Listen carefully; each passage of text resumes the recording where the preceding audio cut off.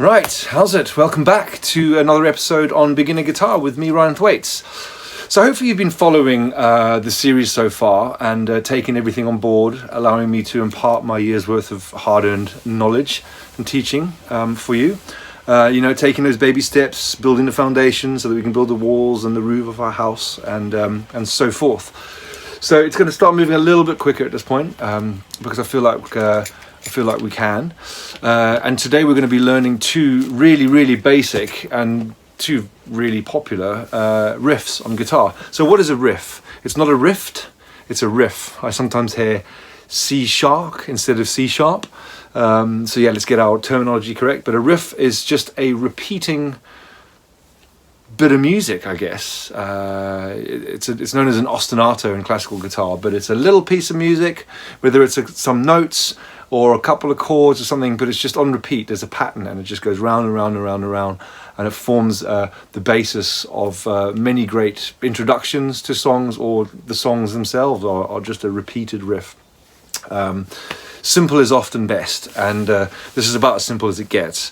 So the first riff, super famous, is called Smoke on the Water by Deep Purple. Here's the whiteboard. There we are. Woohoo! Can you see that? Oh, the light's a bit funky today, isn't it? Well, this might be trickier than I thought. How do I do that? Ooh, oh dear, oh dear, oh dear. Smoke on the Water by Deep Purple. Does that help if I try and focus in on the... It's a bit better. Smoke on the Water by Deep Purple.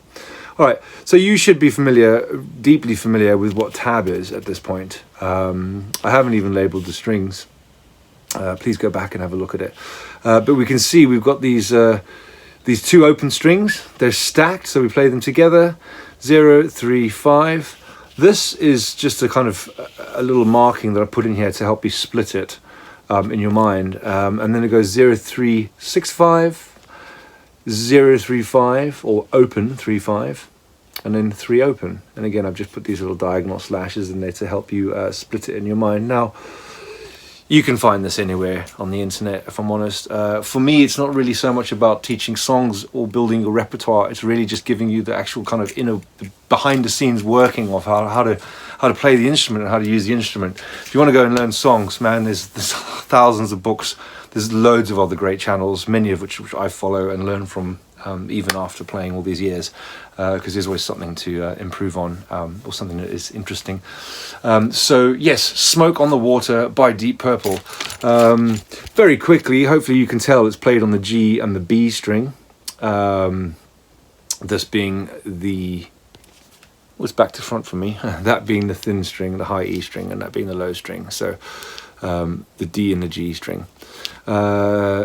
And that's it. It's a bit like a code. 035, 0365, 03530. All right, enough chit chat. Look at it on a guitar. Okay, so hopefully you can see the strings. It's going to be played on the D and the G string. Okay, these two.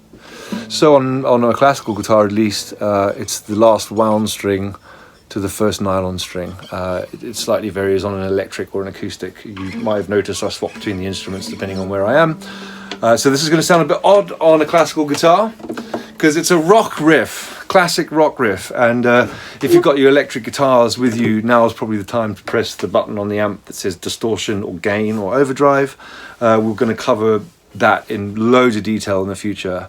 But for the moment, it doesn't really matter what kind of instrument you got because it's still going to sound cool. Now, whatever you do with your right hand, I am just going to be using 2 fingers to pluck the 2 strings.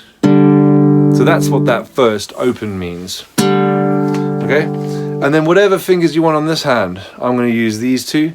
You could use these 2.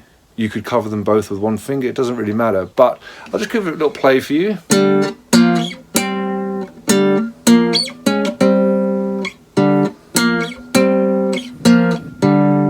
I'm sure you recognize that. Different fingers.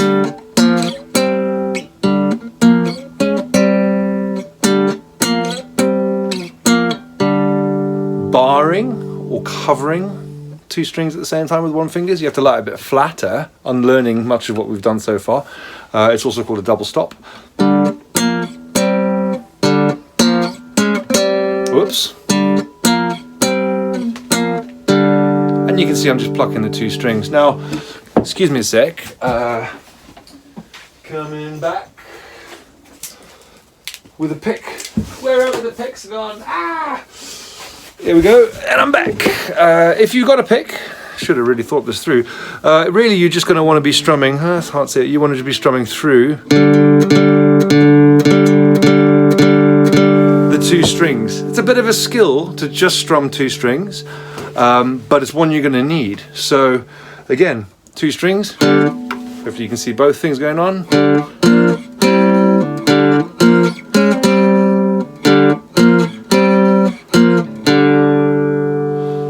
Hopefully that's not too quick for you, but I was literally going 0 3 5 0 3 6 5 0 3 5 3 0. Yeah. 0 3 5 0 3 6 5 0 3 5 3 0. Sounds like some kind of weird robot code, but super famous riff. Doesn't matter what fingers you're using. Have a go at it. Try it out. Yeah, hope that made sense. Like I said, it's going to be moving a little quicker. And the next one I want to look at is, boom, Seven Nation Army by the White Stripes. Hopefully you can see that as well. Now, these are just single notes. And if you've played through some of the scale exercises that we did, that will also kind of make sense. You can play it in first position. You'll know what that means. I haven't put a Roman numeral above it, but well, this is going to sound like this. Now,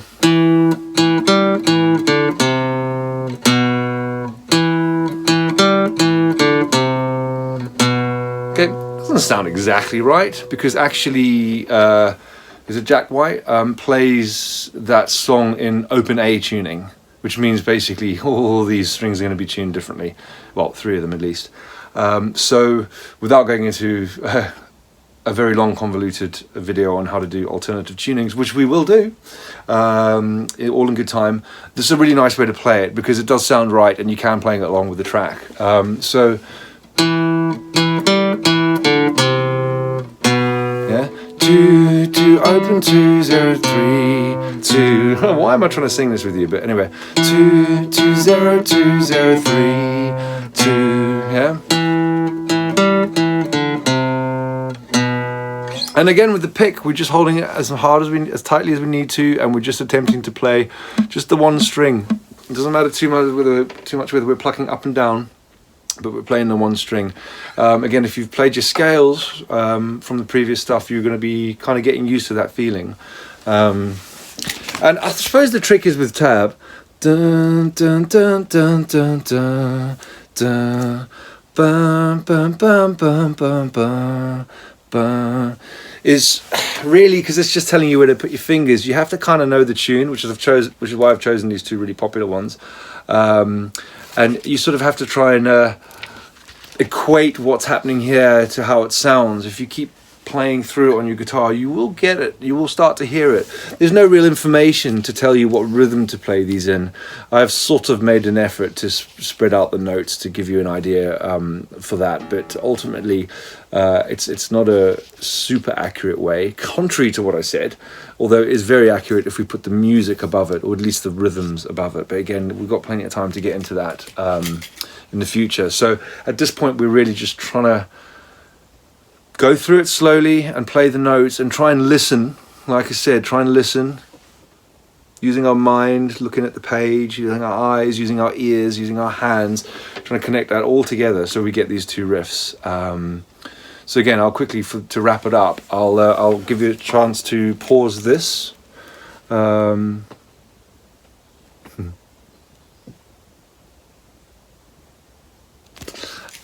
I'll give you a chance to hear me play it. I'll try to show you this hand. I'm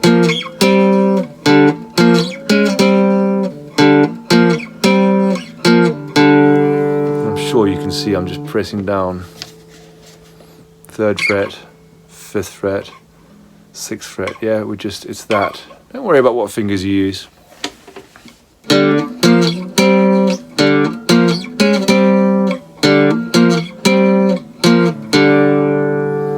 Seven Nation Army. Chance to pause it. You can copy it down if you want. And that again, it's going to sound a bit like this. Notice I'm playing in first position.